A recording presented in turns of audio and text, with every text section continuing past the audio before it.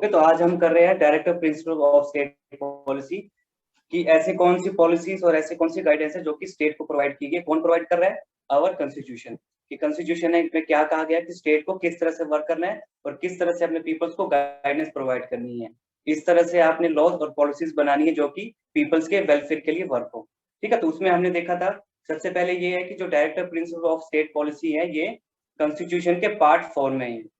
Okay, तो इसमें क्या इंश्योर कर रहे हैं? इसमें इंश्योर कर रहे हैं कि greater social and economic reforms लाने हैं स्टेट ने, ताकि ठीक है, ताकि जो एक ये हेल्प मिले किसको? गवर्नमेंट को, कि वो अच्छे से लॉज क्या आ लॉज और रही है? पॉलिसीज को मेक कर सकें।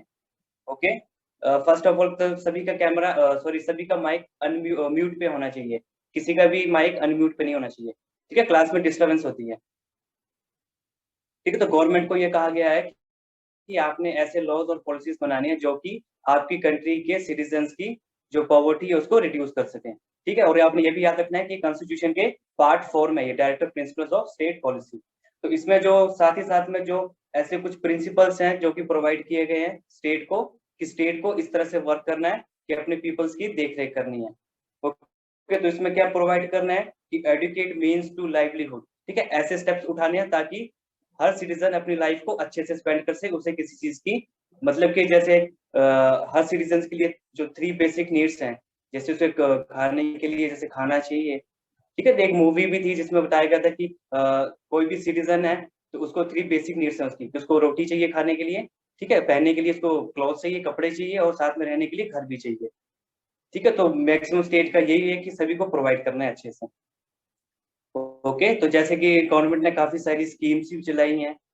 ठीक है, जैसे बात करें गवर्नमेंट स्कूल्स में से मिड डे मील स्कीम चलाई है, और साथ ही साथ में जो पुअर पीपल है उनके लिए पीडीएस सिस्टम चलाया। ठीक है, पीडीएस की फॉर्म होती है पब्लिक डिस्ट्रीब्यूशन सिस्टम।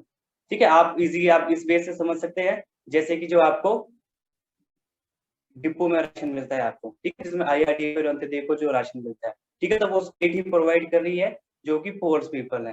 ठीक है, साथ ही साथ में गवर्नमेंट ने एक प्रधानमंत्री आवास योजना भी है। ठीक है, जो कि अपने पीपल्स को रहने के लिए घर प्रोवाइड कर रही है, उनको मनी देती है ताकि वो अपने अपने लिए घर बनाते हैं। ठीक है, तो साथ ही साथ में एडुकेट मीन्स टू लाइवलीहुड हो गया। उसके बाद equal pay for main and women, कि अगर कंट्री में अगर मैन और वुमेन अगर सेम जॉब में अगर वर्क कर रहे हैं तो उनको इक्वल वर्क के लिए इक्वल पेमेंट उनको होनी चाहिए। इसमें डिस्क्रिमिनेशन नहीं होनी चाहिए। जैसे हमने पहले देखा था कि जैसे एक फंडामेंटल राइट है हमारा, राइट टू इक्वालिटी, कि सभी सिटीजन को हमने ट्रीट करना है एज इक्वली, किसी के साथ डिस्क्रिमिनेशन नहीं होगी irrespective of their caste, religion, ठीक है, एक्सेट्रा। तो इसमें क्या है कि जो कोई भी अगर मैन वुमेन अगर वो वर्क कर रहे हैं तो उनको इक्वल वर्क के लिए उनको इक्वल पेमेंट मिलनी चाहिए। ओके, साथ ही साथ distribution of wealth for common good. ठीक है, तो वेल्थ के लिए भी अच्छी सारी डिस्ट्रीब्यूशन करनी है, किसके लिए? जो कॉमन गुड्स हैं वो प्रोवाइड करने हैं, जैसे कि पीडीएस सिस्टम वगैरह। Okay, and free and compulsory primary education, ये तो हमने अभी के एक फंडामेंटल राइट, ठीक है, जो 7 फंडामेंटल राइट है, राइट टू एजुकेशन, जिसमें कहा गया है कि चिल्ड्रन जो जिनकी एज बिटवीन 6 to 14 ईयर्स है उनको free and compulsory education provide करनी है। ओके, साथ ही में राइट टू वर्क, तो सिटीजन को राइट टू वर्क भी है कि आपको काम भी मिलना चाहिए करने के लिए, ताकि आप अपनी लाइफ को अच्छे से स्पेंड कर। जैसे कि इसमें जो गवर्नमेंट ने स्कीम चलाई है जो कि है नरेगा। ठीक है, उसमें आपको पता ही होगा, अगर आपको नहीं बताया तो थोड़े से हाईलाइट बता देता हूँ नरेगा स्कीम में, कि उसमें गवर्नमेंट ने ऐसी गाइडेंस दी गई है कि हर पीपल्स को 100 डेज के लिए वर्क मिलेगा। ओके, वो बाकी ऐसे प्रोवाइड होता है, कैसे जॉब हेल्थ कार्ड्स बनते हैं, ठीक है, वो अलग है, वो किसी और उसमें लेक्चर में देखेंगे हम कि किस तरह से उसमें क्या क्या उसके मेन ऑब्जेक्टिव्स हैं नरेगा स्कीम के। ओके, तो साथ ही साथ में उसके बाद है public assistance in case of old age. ठीक है, अब जैसे जो हमारे एल्डर्स है जो काफी एज हो जाती है, जो ओल्ड पीपल हैं, ठीक है, तो उनको पब्लिक असिस्टेंस भी उनको प्रोवाइड करनी है। साथ ही साथ में जो अनएम्प्लॉयमेंट है उसको दूर करना है अपने स्टेट से। और सिकनेस एंड डिसेबलमेंट, तो सिकनेस मीन्स की ज्यादा बीमारी नहीं चाहिए, अच्छी हेल्थ केयर फैसिलिटी प्रोवाइड करनी है। जैसे कि एक अभी स्कीम आई है, प्रधानमंत्री की स्कीम लाई है आयुष्मान। ठीक है, उसमें क्या है कि उसमें इंश्योरेंस किया गया है, ठीक है, ताकि पीपल्स को अच्छी हेल्थ केयर प्रोवाइड हो सके। अगर किसी को इलनेस होती है तो वो उसको एज अ उसको मतलब कि उसका प्रीमियम ले उसकी एलआईसी चलाई गई है उसकी। ठीक है, इंश्योरेंस किया गया है कि आप यहाँ तक कि आप अपना ट्रीटमेंट कर सकते हैं हॉस्पिटल में, कैसे? फ्री, बिल्कुल। उसके बाद ऑर्गेनाइजेशन ऑफ विलेज पंचायत, तो ये भी कहा गया है कि आपने पंचायत होनी चाहिए हर विलेजेस में, जो कि जो भी अगर कोई पीपल्स के बीच में कोई अगर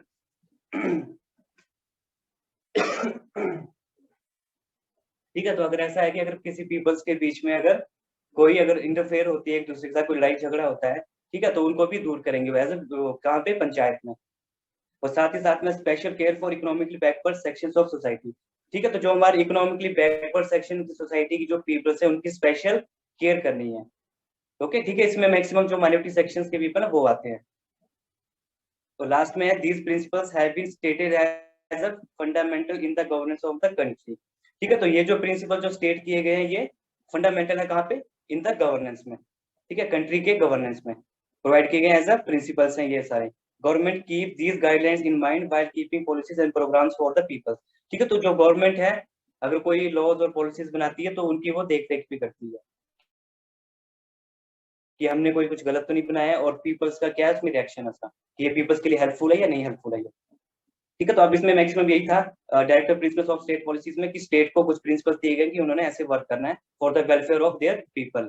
ठीक है, तो इसमें लास्ट एक लाइन दी गई है जिसमें कि लिखा गया है रीड मोर, ठीक है, तो इसको रीड करेंगे कनिका, हाँ कनिका 2934, जो आपके पेज नंबर 155 पे जो बॉक्स में दिया गया है read more. Read more fundamental duties were introduced by the 42 Amendment in 1976. They are 42nd amendment intended to balance the rights, but they are not enforceable. हाँ एनफोर्सेबल, ठीक है, तो ऐसे ही जैसे डायरेक्टिव प्रिंसिपल स्टेट पॉलिसी है, तो ऐसे ही हमारे फंडामेंटल ड्यूटीज भी हैं। ठीक है, फंडामेंटल ड्यूटीज किसकी है, ये फंडामेंटल ड्यूटीज है जो सिटीजन्स हैं कंट्री के और जो गवर्नमेंट है, ठीक है, उनके लिए फंडामेंटल ड्यूटीज दी गई है। इसमें यही दिया गया जो कि डायरेक्टिव प्रिंसिपल स्टेट पॉलिसी में, कि जो आपने वर्क करना है for the welfare of your people, जो आपके पीपल्स है, जो आपके सिटीजन्स हैं कंट्री के, उनके वेलफेयर के लिए आपने वर्क करना है। और जो पीपल्स हैं उनको भी कुछ ड्यूटीज दी गई हैं कि आपने अपनी कंट्री के लिए कुछ ड्यूटीज है। ठीक है, तब ड्यूटीज में हम क्या कहें, ठीक है, एक दो एग्जांपल दूंगा, ठीक है, कि ड्यूटीज में क्या है। ठीक है, एक तो हम डिस्कस करते हैं कि राइट टू एजुकेशन। ठीक है, राइट टू एजुकेशन में क्या है कि गवर्नमेंट को कहा गया है कि आपने एजुकेशन देनी है अपने चिल्ड्रन को जिनकी एज 16 से 14 ईयर्स है। ठीक है, तो इसमें एक फंडामेंटल ड्यूटी से किसको दी गई है, जो चिल्ड्रन के पेरेंट्स हैं। ठीक है, चिल्ड्रन के पेरेंट्स को क्या ड्यूटी दी गई है कि अगर आपके बच्चों की एज अगर 16 से 14 ईयर के बीच में, तो आप उनको स्कूल भेजेंगे, आप उनको एजुकेशन के लिए स्कूल भेजेंगे। ठीक है, ये फंडामेंटल ड्यूटी दी गई है।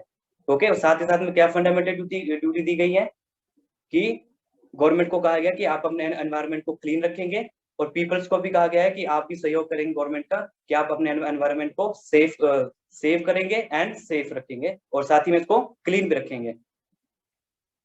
ओके, तो ये ऐसी कुछ फंडामेंटल ड्यूटीज हैं। इसमें फंडामेंटल ड्यूटीज में एक ये भी है कि आपने कभी भी अगर आपका नेशनल एंथम है, ठीक है, अगर वो संग अगर कहीं पर उसको अगर गाते हैं उसको, तो आपने उसकी रिस्पेक्ट करनी है। जो आपका नेशनल फ्लैग है उसकी भी आपने रिस्पेक्ट करनी है। ठीक है, ये कुछ हाईलाइट्स हैं जो फंडामेंटल ड्यूटीज की हैं। ठीक है, तो ये जो एनफोर्स में आया था, इसे कब इंट्रोड्यूस किया गया था, इसे 1976 में इंट्रोड्यूस किया गया था। ठीक है, तो कौन सी अमेंडमेंट आई थी, 42nd अमेंडमेंट इन 1976 में। ठीक है, तो ये क्या है, ये फंडामेंटल ड्यूटीज, ये बैलेंस क्या कर रही है, ये फंडामेंटल राइट्स को भी बैलेंस कर रही है। ओके, और but they are not enforceable. देखो इस लाइन का मीन्स पता क्या है, but they are not enforceable. ठीक है, जैसे मैंने आपको जो हमने फंडामेंटल राइट्स किए, ठीक है, तो मैंने आपको एक बताया, एक फंडामेंटल राइट था हमारा फंडामेंटल राइट 6, कि राइट टू कॉन्स्टिट्यूशनल रेमेडीज। ठीक है, उसमें मैंने बताया था कि अगर आपका कोई फंडामेंटल राइट अगर वायलेट होता है, अगर बाय स्टेट या फिर कोई पीपल अगर आपके फंडामेंटल राइट को वायलेट करता है, तो आप डायरेक्ट सुप्रीम कोर्ट जा सकते हैं। आप वहां से आपको वहां पे जस्टिस मिल जाएगा आपको। ठीक है, जो भी प्रोसीजर होगा उसके थ्रू आपको जस्टिस मिलेगा आपको। ठीक है, अब ये जो फंडामेंटल राइट्स हैं ये फोर्सेबल है। फोर्सेबल में मीन्स कि आप डायरेक्ट कोर्ट जा सकते हैं, आपको जस्टिस मिल सकता है। लेकिन फंडामेंटल ड्यूटीज जो है ये एनफोर्सेबल नहीं, तो आप इनको लेकर आप कोर्ट में नहीं जा सकते हैं। ठीक है, बस इतना सा डिफरेंस है इस लास्ट लाइन का। ठीक है, अब इसमें एक साथ में एक छोटा सा कॉलम भी दिया गया है। ठीक है, आज हम इतना ही करेंगे, डायरेक्टर प्रिंसिपल स्टेट पॉलिसी ही देखेंगे आज हम। ठीक है, नेक्स्ट कल हम क्लास में करेंगे एक्सपेरिमेंट्स इन अदर डेमोक्रेसी, क्योंकि इसमें जो एक आपको पैराग्राफ दिया गया है कॉलम में आपको ये वाला है। ठीक है, हम ये भी रीड करेंगे, इसका भी हम मीनिंग देखेंगे कि इसका मीनिंग क्या है। ठीक है, सभी को ये डायरेक्टर प्रिंसिपल्स और फंडामेंटल राइट्स सभी को क्लियर है? किसी को कोई डाउट है इसमें? अगर किसी को डाउट है तो आप पूछ सकते हैं अभी, यू कैन आस्क। अगर किसी को कोई लाइन कोई वर्ड अगर आपको अच्छे से क्लियर नहीं हुआ है तो मैं फिर से रिपीट कर दूंगा मैं। Any student? तो सभी का कैमरा ऑन होना चाहिए, कैमरा नहीं ऑफ होना चाहिए किसी का भी नहीं। ओके, और अच्छे से कैमरे को अच्छे से एडजस्ट करना है सभी ने। किसी को कोई डाउट है इसमें, कुछ बात, कोई अगर कोई थिंग है ऐसी, कोई वर्ड जो क्लियर नहीं हुआ है? हम मूव करें नेक्स्ट आगे ना? हाँ ओके, ठीक है। तो इसमें जो साथ में ही चैप्टर पेज नंबर 155 पे जो director principle of state policy के साथ में जो दिए गए हैं, ठीक है, तो हम ये वाला डिस्कस करेंगे। ओके, कि इसमें क्या क्या दिए गए हैं। ठीक है, तो इसको रीड करेंगे।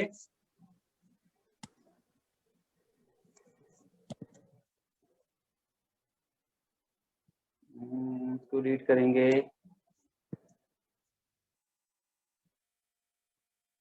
इसको रीड करेंगे आयुष परमार।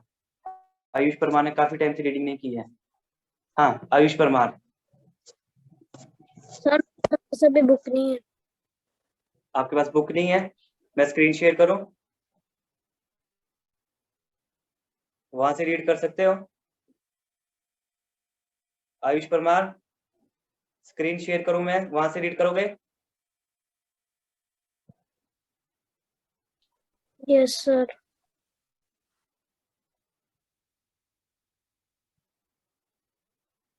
चलो ओके, कोई बात नहीं, अभी अभी होस्ट नहीं हूँ अभी ना। तो ऐसे करते किसी और से आपको आप कल रीड कर लेना आप। Okay yes sir. हाँ, ओके सर। तो अभी नेक्स्ट, ठीक है, तो नेक्स्ट अभी रीड करवाते हैं। अभिमन्यु ने रीड किया है 1749। अभिमन्यु, अभिमन्यु 1749। अभिमन्यु क्लास में प्रेजेंट हो कि कैमरा ऑन करके चले गए हो कहीं घूमने? अभिमन्यु 1749।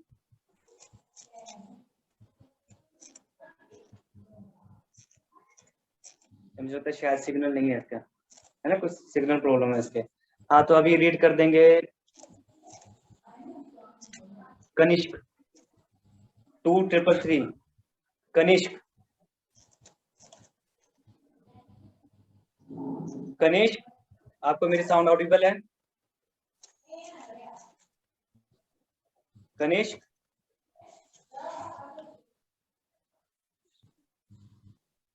इसके भी शायद सिग्नल नहीं है, मेरी आवाज नहीं पहुंच रही है शायद इसके पास।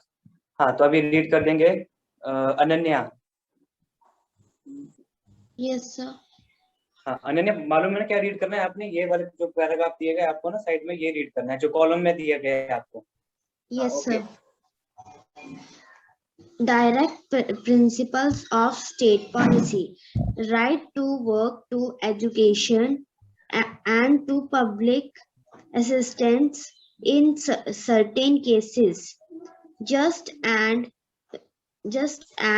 human constitution of work and maternity relief. Relief, maternity relief.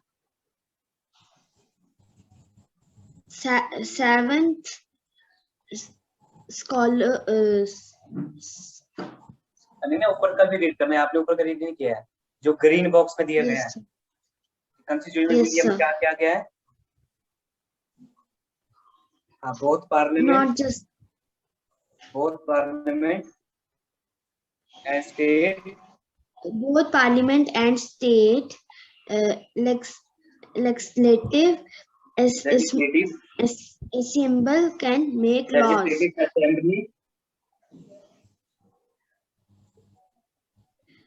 Seventh,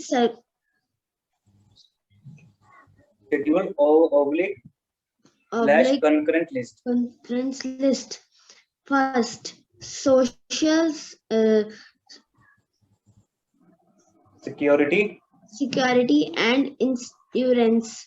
Second, insurance, welfare of labor in including labor including condition of work. constitution of हाँ work. ठीक है, ओके अनन्या स्टॉप।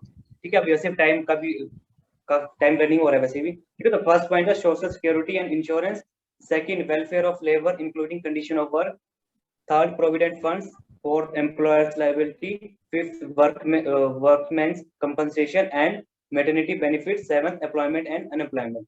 ठीक है, तो इसमें क्या चीज दी गई है, इसमें दिया गया सबसे पहले सोशल सिक्योरिटी। ठीक है, जो हमारी सोसाइटी है उसको सिक्योरिटी प्रोवाइड की गई है by our constitution of India. ठीक है, तो इसमें जो 2 हाईलाइट दिए गए हैं कि नॉन जस्टिफिएबल इन कोर्ट। ठीक है, जो पॉइंट दिए गए हैं इसमें, राइट टू वर्क और जस्ट वाला।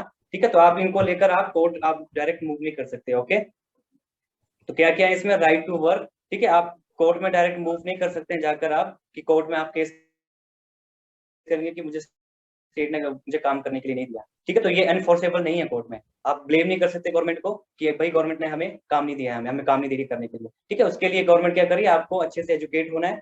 ठीक है, जैसे आपकी एजुकेशन होगी उसके अकॉर्डिंग, जैसे आपके स्किल्स होंगे उसके अकॉर्डिंग आपको वर्क करना पड़ेगा आपको। ओके, साथ ही साथ में to public assistance in certain cases. ठीक है, तो कुछ ऐसे केसेस होंगे जहां पे आपको पब्लिक असिस्टेंस प्रोवाइड नहीं की जाएगी।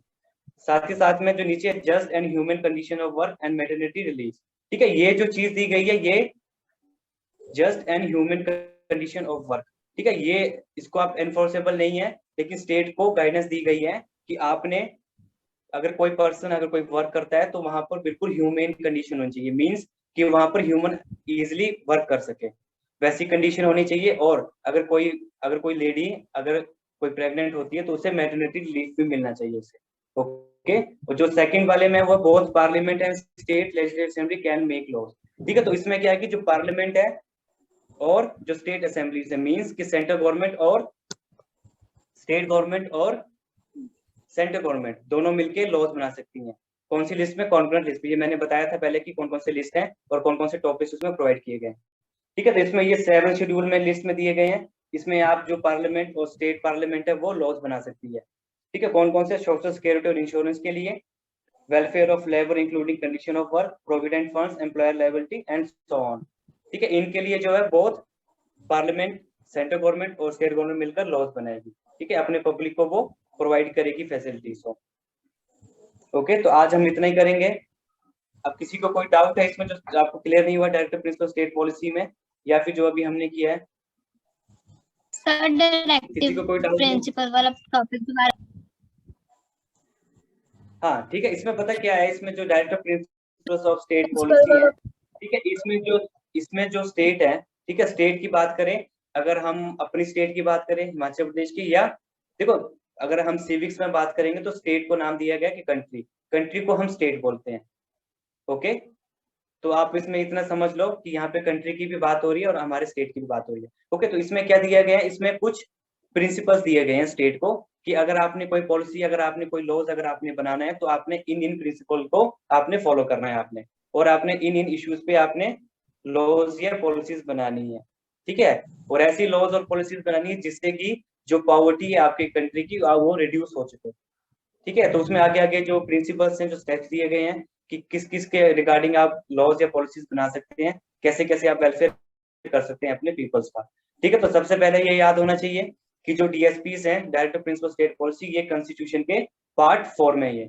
ओके, और इसमें क्या क्या दिया गया है कि एडुकेट मीन्स टू लाइवलीहुड और equal pay for man and women, दोनों मैन और वुमेन को इक्वल वर्क के लिए इक्वल पे मिलेगी। Distribution of wealth for common good. ठीक है, आपने अच्छी वेल्थ के लिए आपने जो कॉमन गुड्स है उनको डिस्ट्रीब्यूट करना है, जो कि हमारा पीडीएस आता है। ठीक है, पब्लिक डिस्ट्रीब्यूशन सिस्टम आता है। Okay, free and compulsory primary education provide करनी है आप। ठीक है, जो चिल्ड्रंस है अप टू नहीं 6 to 14 ईयर्स एज तक।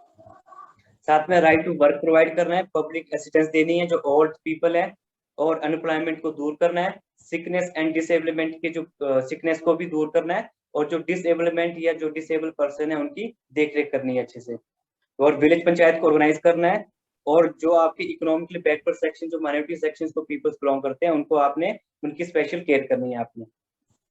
ओके, तो इसमें यही है। और अभी हम करेंगे कि जो मैंने आपको कल तो आपका टेस्ट था आपका, तो मैंने शायद आपको होमवर्क नहीं दिया होगा, आपने टेस्ट डन किया होगा। कल आपका टेस्ट था ना सभी का ही? Yes, sir. Yes, sir. Okay. Yes, okay sir. Okay. तो आज आपको इसके ऑब्जर्वेशन तो शायद मैंने भेज दी थे, आज इसके प्रैक्टिस जोन फर्स्ट के क्वेश्चन आंसर आपको होमवर्क भेजूंगा आज मैं। ओके, आपको प्रैक्टिस जोन फर्स्ट के आपको क्वेश्चन आंसर मिलेंगे होमवर्क में। तो अभी मुझे बताएंगे, अभी मैं कुछ क्वेश्चन पूछूंगा आप सभी से, ठीक है?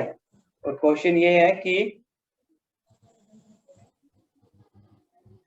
जो हमने आज किया है राइट टू एजुकेशन, ठीक है? आपने मुझे बताना है कि राइट टू एजुकेशन में क्या चीजें इंश्योर की गई हैं और किसको इंश्योर किया गया है। ओके, तो स्टार्ट करेंगे हम। सबसे पहले हैंड रेज हुआ यामिनी शर्मा का। हाँ यामिनी शर्मा, आप। सर, राइट टू एजुकेशन में ये हमें बच्चों को राइट दिया गया है कि जो पेरेंट्स है वो अपने बच्चों को, जो 6 से 14 ईयर्स तक के बच्चे हैं उनको पढ़ाना है, उनको जरूरी पढ़ाना ही है।